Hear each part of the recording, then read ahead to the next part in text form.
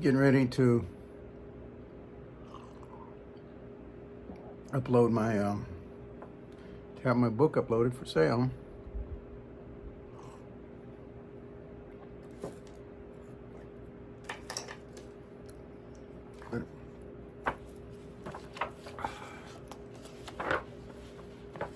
I thought I'd read one poem to you.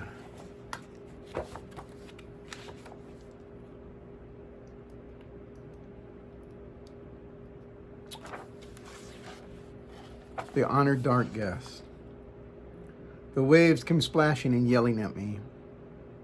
As if someone wanted to punish me, I turned back and yelled back. But they laughed and formed aquatic apparitions. Now they decided to start chasing me. I panicked and looking around, I heard no sound, and the only thing I found were angry crabs fighting for the right to hide under a rock. I fell into shock. Then I woke and everything of darkness surrounded me, treating me as if I was an honored dark guest, calling from the sea its most delicious entrees, served to me by demons with hooves and web wings.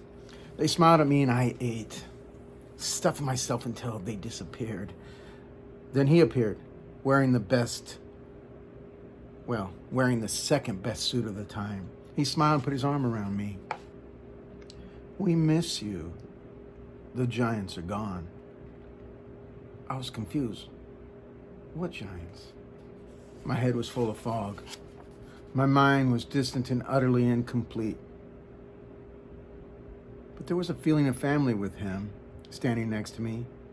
We wandered along the beaches, noticing silver goblets everywhere. I could hear the songs of angels screaming in my ear. The smelling of burning cedar warmed my timid soul. I couldn't take it no more. The war wasn't over. The war was happening. I knew now I was Nephilim, but remembered nothing other than I easily towered above mortal men. The peacock angel had been there to help and comfort me. The super universe cheered me on. I alone survived the attacks of the archangels, and I was the last giant. He smiled, and I, a creature without my own will, gave in to the stillness of God's hand. I felt cold, scared, and alone. He came back for me. God never told me what he had planned for me. The proud angel led me to the valley, lush and green. I was happy. There was a large house that they had left for me, filled with all the food and water I could ever need. Peculiar though, there also was a large boat in the backyard that had no bottom. It didn't look old. It looked like somebody had purposely destroyed the bottom of the boat. What now, I wondered. He adjusted his suit and told me, "Well, we wait for the flood." I thought to myself, well, I hope it's not a flood. It's going to get so deep, I'm going to need a boat. It started raining and never stopped. I stared at my bottomless boat. I tried desperately to fix it with logs, rope, and tar, but nothing worked, nothing so far. Out of nowhere, a calming voice said to me, "Just stop. Let it go." Then a hand softly touched me on the shoulder.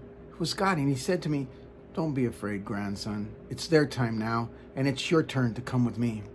Don't worry. Even though you won't be here, you will be there." And he pointed to heaven and walked away.